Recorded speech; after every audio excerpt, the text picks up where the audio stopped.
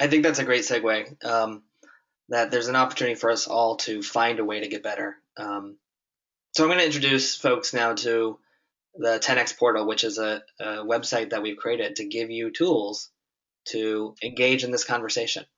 Unless you fear that we went through this really engaging conversation with Elliot and Johnny only just to sell you a bill of goods, everything I'm about to show you is free of charge. We want to make sure that students that go to schools around the country are having their voices heard, and we want to make sure that educators across the country have the tools to sort of engage in that. So I'd like to introduce you to the 10x portal. The website that you can visit to see these tools is 10x.bigpicture.org. So this website is designed, like I said, to provide you with tools to help determine your school's capacity for meeting your students' expectations. And it's built not just for one audience. It's built with teachers in mind. It's built with parents in mind. And it's most centrally built with students in mind. Big Picture Learning is all about putting students at the center of their own learning. So when we developed this site, we wanted to make sure that students had an opportunity to provide their own input to this idea of engagement. So let me tell you about some of these tools that are available. One is very simply a deeper dive into each of the 10 expectations. So if you were to visit the site, you'd see a graphic similar to what Elliot showed before with the 10 expectations. You could click on any of these and they'd give you more information about how we define that expectation, but also some sample questions you can ask yourself, or maybe at a staff meeting, or maybe when you're sitting down with students to see, are we truly meeting the expectations of the students that attend our school? There are more videos on our website. We have the student video we showed before, but we also have a parent video as well. And I have it docked here. I'm not going to show it right now because we're a little bit late on time. But definitely, once we get off the air, visit the website and watch the parent video. Here's some great news too. Both of these videos are also available in Spanish. I think that's particularly important when you think about parents and making sure that they feel part of the community. If you have parents whose first language isn't English, a bad way to start this conversation is to approach them in English. So this is hopefully a tool that will help you with that.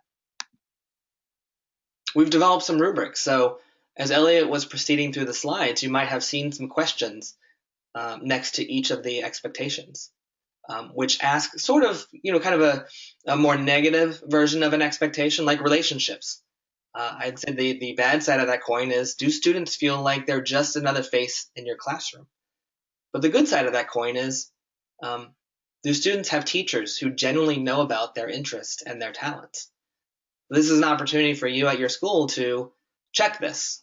And I think it's worth mentioning that there are parent, educator, and student versions of this rubric available, because I suspect that at some schools there may be administrators or teachers who feel like, yes, we're doing a terrific job of meeting students' expectations.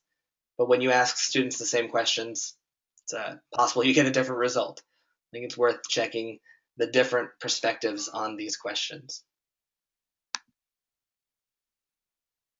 And after you, as a teacher or a student or a parent, took this rubric, you'd be able to basically quantify how engaging is our school in terms of meeting student expectations. You think this is like a bell curve. There's probably a lot of schools out there that are doing a fabulous job, and there's probably some schools that are doing a not so great job.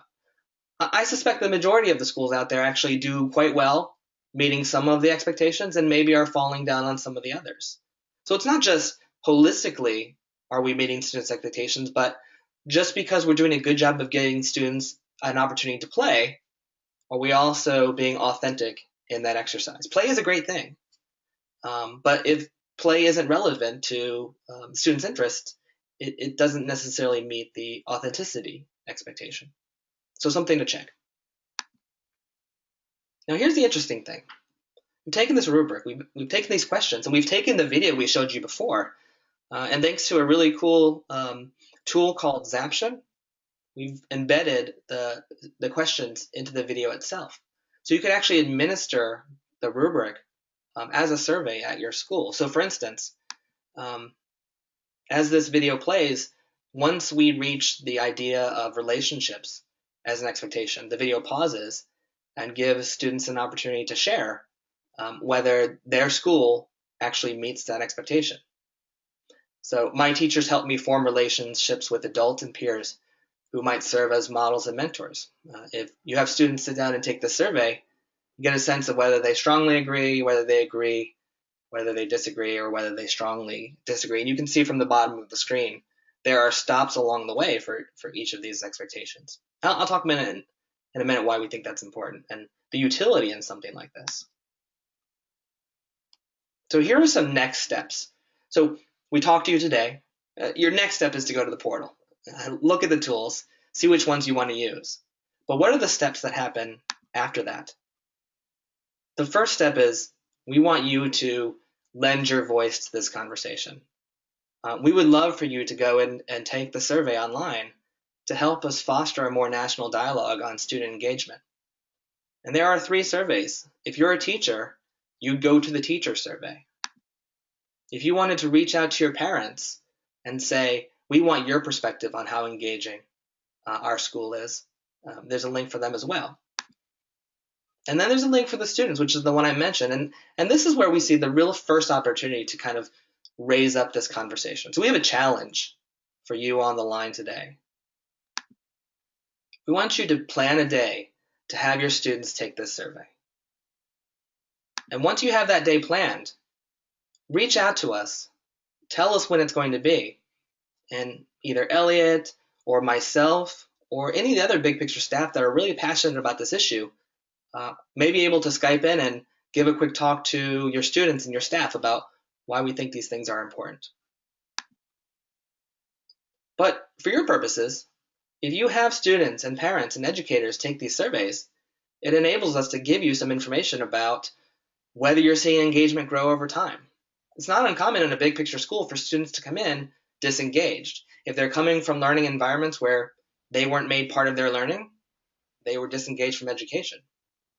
What happens in big picture schools over time, and I think Johnny is a great example of this, is by the time they're ready to graduate, by the time they're ready to leave, they love learning. They're terribly engaged.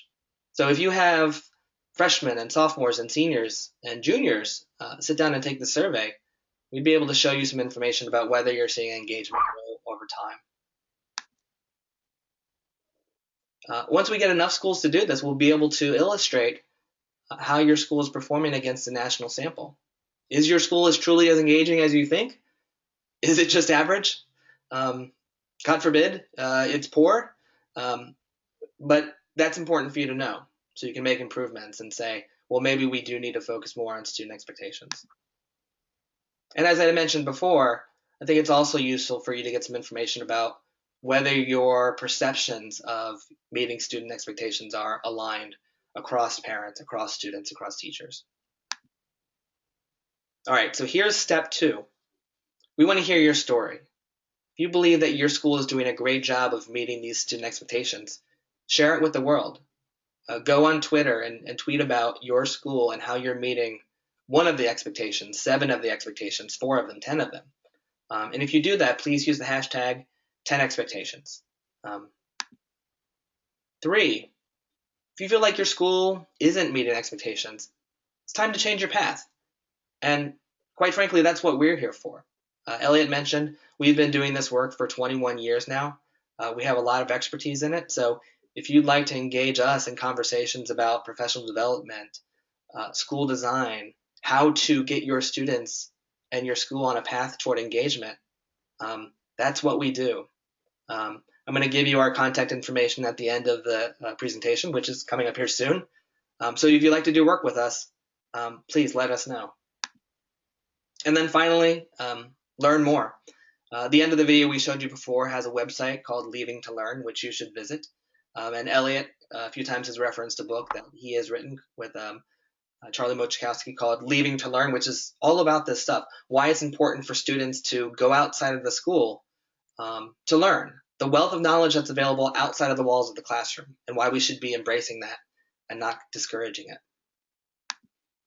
So, with about 5 minutes left, I encourage folks to take to the chat box, take to the question box, and ask Elliot questions. Ask me questions. Hey, ask Johnny questions, right? Right, Johnny? Right.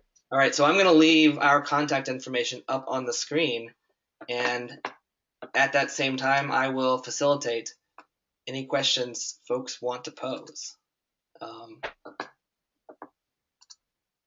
This is always the awkward part of a webinar when you find out that people really aren't interested what you're talking about. But if people have any questions, please share it with us. While we're doing that, Johnny, what are you doing after you graduate? I'm figuring out what school to attend because I got accepted into 3 schools. 3 schools. So I'm gonna go for school. I'm gonna go to school for nursing. All right, so we got a question. Elliot, Johnny, how do you get students to actually think about their own interests? Where do you even start? I think it starts like by making them go out on an internship. If you really make them sit down, and this is gonna be something. When I was a freshman and they told me I needed to have an internship, I knew that this was gonna be something that I would have to do for the whole year, and I wouldn't want to be like pushing papers all day for the whole school year. So you have to pick something that you think that would even remotely be interesting for you if you're gonna do it the whole year. Yeah. And I would say, rather than just an inventory or an interest inventory, ask students what they're interested in. Ask them what they were interested in when they were 3 years old.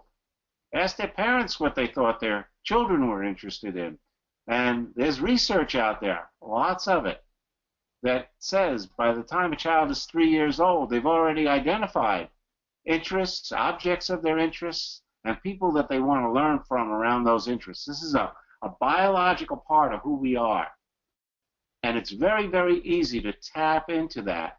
But the crazy part is that there's no time in school to ask those questions unless you make the time.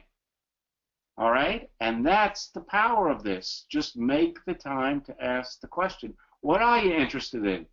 And like Johnny said, Johnny may have said, bikes. And somebody's going to, or trumpet, they're going to say, you can't make a living playing a trumpet. Well, you can. You can't make a living, no, well, you can. And it leads to other things, and now he's in CNA because it was all about caring for something and doing well at something. So as long as you start that conversation and continue it, and you trust them, good things are going to start to happen. I would just add a note of caution, though, and I picked this up from talking to Johnny and from talking to students across the network. Students students are rarely asked their interest. So when you ask them your interest, get ready for them to say some version of "What are you talking about?" or the defense mechanisms go up because they're not used to an educational experience where people want to know what they want to learn. So you have to build that trust. You have to help students understand, I'm genuinely interested in knowing what you're about and what you want to learn about. This isn't a trick. It's not a game. We could solve that by going back to elementary school and going back to middle school and doing this the whole way. But by the time students are in high school, they really haven't been asked what they want to learn. So it's new for them. It's a great question. Another question in the queue. Elliot, this is something you sort of touched upon at the end there. Do you think our teachers actually have enough time and willingness to build these relationships? Absolutely. That's what they're there for. They know that. They want to do it.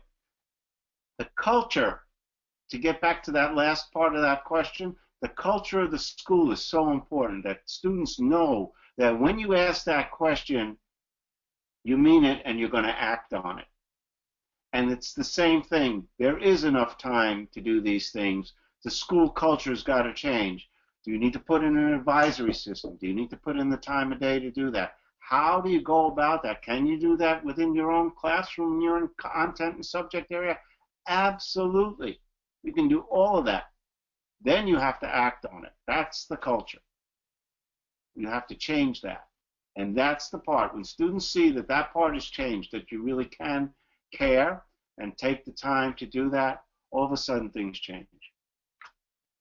So it's 3 o'clock and we've reached the end of the webinar. Before we leave, I think it's worth mentioning, Elliot, that there's a lot of familiar names and faces that are attending today. So I would just like to say hi to the folks that I know on this list. Elliot, I'm sure you'd like to do the same. Absolutely. I can't see anybody's name, and I want to thank Johnny for his part in this. And I've watched it. I know Johnny just a little bit from last year, and I can tell you just in these last 15, 20 minutes, I just see a lot of growth and maturity over that year. So it's been a pleasure to see you again. Pleasure to see you too, Elliot. Yep. So thank you everyone once again for your time. Please find some time today or tomorrow or this weekend or next week to visit the portal. Share it with your staff, share it with your parents, share it with your students, and let us know if you'd like to have further conversations about this work, because we'd be happy to have them ourselves.